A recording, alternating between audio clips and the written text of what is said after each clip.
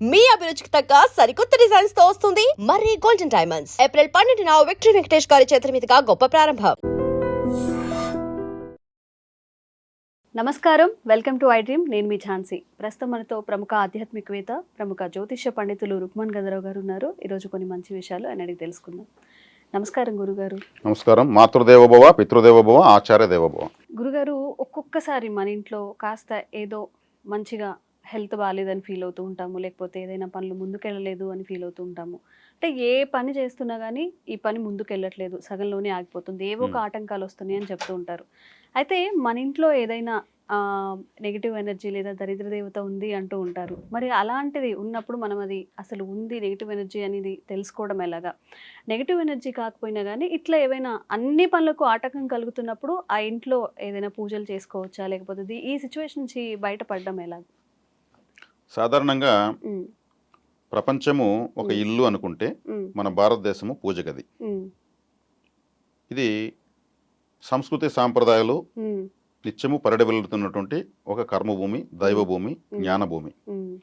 ఇక్కడ ఉన్నటువంటి సాంప్రదాయాలు, సంస్కృతి ప్రపంచంలో ఏ దేశంలోనూ లేవు. ప్రపంచానికి జ్ఞానాన్ని ఎగుమతి చేస్తున్నటువంటి ఒక కర్మాగారం మన భారతదేశం. ఇక్కడ కుటుంబాశ్రమ ధర్మంలో భారతీయ మహిళ నిత్య అగ్నిహోత్రురాలు. అంటే నిత్య అగ్నిహోత్రురాలు అంటే అగ్నిని వెలిగిస్తూ ఉంటుంది. టీ పెట్టాలన్నా స్టవ్ వెలిగిస్తుంది, వంట చేయాలన్నా వెలిగిస్తుంది, నీళ్లు పెట్టాలన్నా వెలిగిస్తుంది, దీపం పెట్టాలన్నా వెలిగిస్తూనే ఉంటుంది. చాలా శక్తివంతమైనది భారతీయ మహిళ. వీళ్ళు గృహంలో ప్రధానం వీళ్ళే. వీళ్ళు శోకంతో ఉంటే ఆటోమేటిక్గా ఇక్కడ ఇంట్లో అన్ని శోకంలోకి వెళ్ళిపోతుంది. అందుకే స్త్రీలు కంటి నీళ్ళు పెట్టకూడదు అంటారు. మరి వీళ్ళని చక్కగా చూసుకోవాలి. అదే కాకుండా ఇంట్లో దరిద్ర దేవత ఉంటుంది అన్నారు కదా, ఇప్పుడు ఇంటికి ఇల్లాలే దేవత. మరి ముందు ఆమె శోకించకూడదు. మరి ఆమె శోకించకూడదు. తల్లి కడుపు చూస్తుంది ఎవరికైనా, భార్య జోగు చూస్తుంది. ఇద్దరు స్త్రీలే. అంటే సంపాదన లేకపోతే ఆ ఇంట్లో మగవాళ్ళకి విలువ ఉండదు. సంపాదించకపోతే ఆమె ఎక్కడి నుంచి అన్ని చూస్తుంది? సంపాదన బాగుండాలి. మరి సంపాదన రాలేదన్నప్పుడు దరిద్ర దేవత ఉన్నట్టే కదా, ఒకదానికి ఒకటి ఇంటర్లింకే కదా. కాబట్టి ఇక్కడ వచ్చేకాడికి ఇంట్లో ముందు స్త్రీలు వీళ్ళు పద్ధతిగా ఉండాలి, తర్వాత వీళ్ళకు సహకరించాలి. మగవాళ్ళు బయట నుంచి ఎవరు వచ్చినా కానీ కాళ్ళు కడుక్కొని ఇంట్లోకి రావాలి. కాళ్ళు అనేది శని గ్రహానికి సంబంధించినటువంటి మన అంగాల్లో, అంగ సాముద్రికంలో పాదాలు శనేశ్వరుడికి సంబంధించినటువంటిది. మరి కాళ్ళు కడుక్కొని నేరుగా రావడం వల్ల ఏమవుతుంది? శని ప్రభావం ఎంటర్ అయిపోతుంది. ప్రాచీన కాలంలో ఇంటి ముందు నీళ్లు పెట్టేవాళ్ళు, కడుక్కొని వచ్చి మళ్ళీ ఇంట్లోకి వచ్చేవాళ్ళు. అంటే మనము సమాజంలో ఎన్నో విషయాలు దాటుతూ ఉంటాం, తొక్కుతూ ఉంటాం. ఎవరో ఎన్నో ఉమ్మేస్తుంటారు, ఎన్నో అనవసరమైన పదార్థాలు ఉంటాయి. వాటిలోంచి ఎవరైతే ఉమ్ముంటారో వాళ్ళ ప్రాణశక్తి పైకి లేస్తూ ఉంటుంది. ఇది రోడ్లలో అంతా లేస్తూనే ఉంటుంది. వర్చువల్గా అది కనిపించదు. ఒక పద్ధతి అంటూ లేదు సమాజంలో ఎవరికి కూడా. వీటిని దాటకుండా మనం తిరగలేము. అప్పుడు ఏమవుతుంది? దాటినప్పుడు అది కనెక్టివిటీ అవుతూ ఉంటుంది, ఆ నెగిటివ్ ఎనర్జీ. అందుకు కాళ్ళు కడగాలి. కాళ్ళు కడిగి ఇంట్లోకి వచ్చినప్పుడు ఏమవుతుంది? నెగిటివ్ ఎనర్జీని ఇంట్లోకి మనం తీసుకురాకూడదు కదా, అక్కడే వదిలేసేసి వస్తాం, బయట కడిగేస్తాం. అంటే శనిగ్రహమే రిసీవ్ చేసుకుంటా ఉంటుంది అంతా. అది ఫుల్ లోడ్ అయిపోయి నేరుగా ఇంట్లోకి వస్తారు. ఇంట్లోకి రాగానే స్త్రీ పలకరించగానే చికాకు వచ్చి రాగానే ఒక 5 నిమిషాలు ఉండగానే ఎందుకంటే చెట్టు ఊరు అరుస్తారు. అదే కాళ్ళు కడిగేసి ఇంట్లోకి వస్తే రిలాక్స్ గా ఆ మడక్కనే వీళ్ళే చెప్తారు, ఈ రోజు బజార్లో అదైంది ఇదైంది ఇది చేస్తామని చెప్తారు. ఆ రిలాక్సేషన్ అనేది అలా ఉంటుంది. కాబట్టి ఇటువంటివి పాటించకపోవడం వల్ల మీరు ఏదైతే దరిద్రం అన్నారో, లేదంటే ఆ శుభ్రము వీళ్ళంతా కూడా లోడ్ అయిపోతుంది. ఇల్లు చికాకులు పెరుగుతాయి, ఐకమత్యాలు దెబ్బతింటాయి. కాబట్టి కనీస ధర్మాలు వీటిని పాటించాలి. కాబట్టి ఇక్కడ వచ్చేకాడికి ఇంకా కూడా ఎక్కువగా మనకు ఈ ఆహారము కలుషితమైపోయింది, గాలి కలుషితమైంది, నీళ్లు కలుషితమైంది. అంటే అనారోగ్యాన్ని తింటూ, అనారోగ్యాన్ని తాగుతూ, పీలుస్తూ ఆరోగ్యం ఉన్నట్టు ఫీల్ అవుతున్నాం. అంటే అంటే మాత్ర, అంటే మాత్ర, ఏమి అనకపోతే మాత్ర, అంటే టాబ్లెట్స్ తింటున్నాం. ఇప్పుడు ఏమైంది? శరీర ఆరోగ్యం కూడా దెబ్బతింటా ఉంది.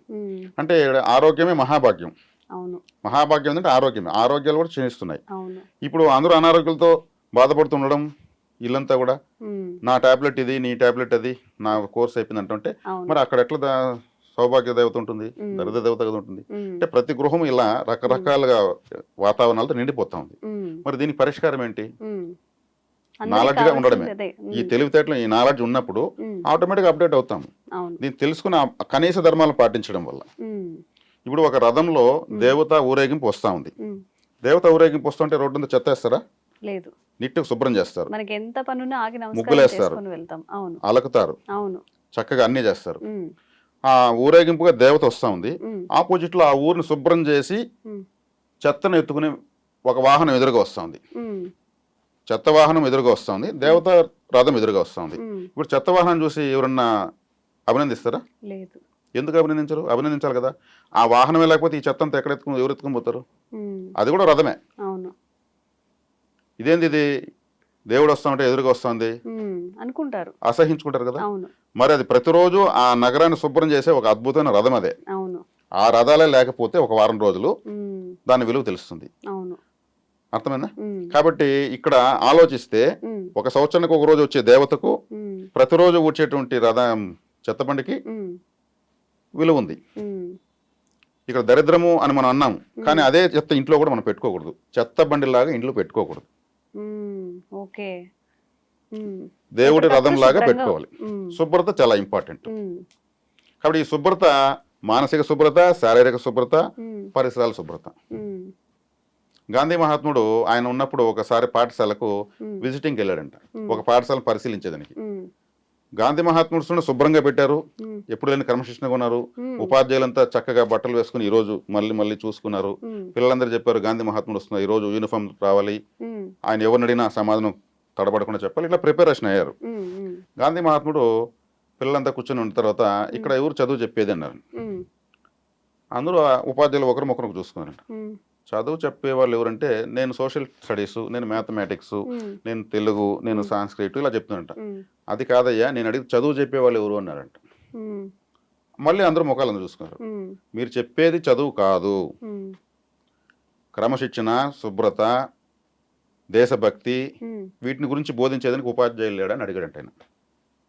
ఉమ్, సోషల్ స్టడీస్ ఇవన్నీ చెప్తారు, ఉమ్, క్రమశిక్షణ లేకుండా ఇవన్నీ చెప్పించి వీళ్ళు దేశానికి ద్రోహులైపోతే ఏం చేస్తారు? ఉమ్, దేశభక్తిని చెప్పించేదానికి టీచర్ లేడా? ఉమ్, పరిసరాలను శుభ్రతగా పెట్టుకోవడానికి టీచర్ లేడా? ఉమ్, ఆరోగ్య శుభ్రతను ఎలా చూసుకోవాలి టీచర్ లేడా? ఉమ్, భవిష్యత్తుని ఎలా నిర్మించుకోవాలనే దానికి ప్రణాళికలు చెప్పేదని టీచర్ లేడా? అది ఆ టీచర్ లేకుండా ఈ టీచర్లు ఎందుకు అన్నాడంటే ఆయన. ఉమ్, ఆయన దేశ నాయకుడు కాబట్టి మహాత్ముడు అన్నారు అందుకే ఆయన. ఉమ్, అంటే ఇక్కడ మనకు చివరికి వచ్చేకాడికి మన పరిశుభ్రతపైనే మనకు అన్నీ ఆధారపడి ఉన్నాయి, ఉమ్, అవును. అంతే కదా. ఉమ్, కాబట్టి మనం ఎంత శుభ్రంగా ఆలోచించగలుగుతామో మన జీవితం కూడా అంత శుభ్రంగా క్లెన్సింగ్ అవుతానే ఉంటుంది. ఉమ్. ఈ ఆలోచన విధానమే.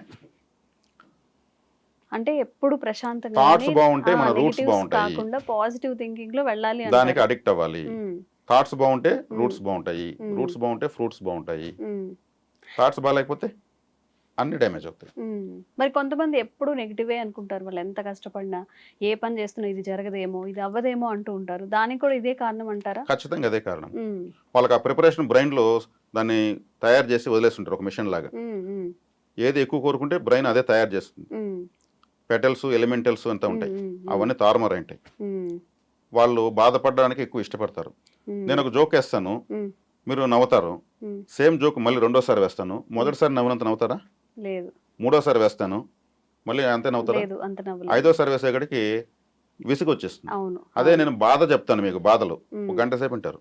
ఉమ్, అంటే బాధను ఎక్కువగా రిసీవ్ చేసుకుంటున్నారు, సంతోషం తక్కువ రిసీవ్ చేసుకుంటున్నారు, ఉమ్. అంతే అంటే కదా. అది హ్యూమన్ నేచర్ కదా గురుగారు, Human ఇప్పుడు nature అందరూ అంటే- కూడా అట్లనే ఉన్నారు కదా. ఉమ్, ఈ వాతావరణము, సమాజంలో ఉన్నటువంటి ఈ దృక్పథాలు, మ్మ్. ఇవన్నీ మానసిక స్థితిగతుల్ని అలా అడిక్ట్ చేసేస్తున్నాయి. ఉమ్, ఎప్పుడు మన మనసే ఉమ్, మనకు బతుకు జీవనం జరిపించుకోవడానికి కారణమవుతుంది. ఉమ్, ఉమ్, మనం చక్కగా ఆలోచిస్తున్నామంటే జీవితం చక్కగానే ఉంటుంది. ఉమ్. మరి మనం ప్రశాంతంగా మన పని మనం చేసుకుంటూ మనశ్శాంతిగా ఉండాలి, ఒక మన లైఫ్ లో ఎదగాలి అంటే ఎలాంటి ఆలోచన విధానం ఉంటే మంచిది ఇప్పుడు ఇది మనకు ఎక్కడ కర్మాగారాలు దొరకదు, ఉమ్, ఏ షాప్లో దొరకదు. ఉమ్, ఎందుకంటే ఈ మనశ్శాంతే కరువు అయిపోయింది. ఉమ్, అవును. మనుషులు ఉన్నారు కానీ మనశ్శాంతి లేదు. ఉమ్, దీనికి ప్రత్యేకంగా ఎవరికి వారు జ్ఞానం తెలుసుకుంటే మాత్రమే, ఉమ్, ఎవరికి వాళ్ళు ఉద్ధరైన ఆత్మనాత్మనామన్నాడు భగవద్గీతలో శ్రీకృష్ణుల వారు. ఉమ్, ఎవరిని వారు ఉద్ధరించుకోవాలి. ఉమ్, దానికి వాళ్ళు ఈ జ్ఞానాన్ని సంపాదించుకుంటేనే ఇప్పుడు మనం ఎలా బతకాలి, ఎలా ఉండాలి ఉమ్, అని ఆలోచించినప్పుడే ఆన్సర్ స్టార్ట్ అవుతుంది. ఉమ్, అది లేకుండా ఉమ్, మనకు వచ్చిన ఆలోచన అంతా మనం ఇంతే, మనం అంతే అనుకుంటా ఉంటే ఉమ్, అదే విధంగా అవుతుంది. ఉమ్, కాబట్టి యద్భావం తద్భవతి. ఉమ్. మనం ఒక మ్యారేజ్కి వెళ్తాం, ఏడుస్తూ వెళ్తామా? లేదు, ఒక డెత్కి వెళ్తాం, నవ్వుతూ పోతామా? లేదు. అక్కడున్న పరిస్థితి యద్భావం పరిస్థితులను బట్టి. యద్భావం తద్భవతి. అక్కడ ఉన్న వారిని బట్టి మనం వెళ్తున్నాం. అవును. మరి ప్రతిరోజు మనం ప్రతి విషయం పట్ల అదే విధంగా ఐడియాలజీతో ఉంటే ఏ విషయానికి ఎలా ఉండాలో మనకు ఆన్సర్ ఉందా? యద్భావం తద్భవతి. కాబట్టి దేనికి ఎలా ఆలోచించాలో దేనికి ఎలా ఉండాలో ఉండగలుగుతాం. దాన్ని మనమే క్రమశిక్షణ లేకుండా మారిపోతున్నాం. దీనికి వేరెవరూ కారణం కాదు, ఎవరికి వాళ్ళే శత్రువులు. మన మనసును మనం కంట్రోల్ చేసుకోవాలి. కాబట్టి ఈ మానసిక బలాన్ని శక్తిని ఒక లాజికల్ గా తెలుసుకుని అప్లై చేస్తూ వస్తే ప్రతి క్షణము మన స్వర్గంలో ఉన్నట్టే ఉంటుంది. ఈ భూమి పైన ఇంకొక భూమిని మనం చూడొచ్చు, లేదంటే ప్రతి క్షణం నరకంగానే ఉంటుంది. నిజంగా తృప్తి లేకుండా బ్రతికే వాళ్ళు నిజంగా అంటే చాలా మంది ఉన్నారు. ఈవెన్ ఎంత సంపాదించినా ఎంత మంచి పొజిషన్లో ఉన్నా కానీ ఏదో లోటు ఫీల్ అయ్యే వాళ్ళు చాలా మంది ఉన్నారు. నిజంగా మీరు చెప్పిన ఈ విషయాలను పాటిస్తే నిజంగా వాళ్ళకి కాస్త రిలీఫ్ దొరుకుతుందేమో గురుగారు. చాలా మంచి విషయాలు, అందరికి ఉపయోగపడే విషయాలు అయితే తెలియజేశారు. ధన్యవాదాలు. నమస్కారం.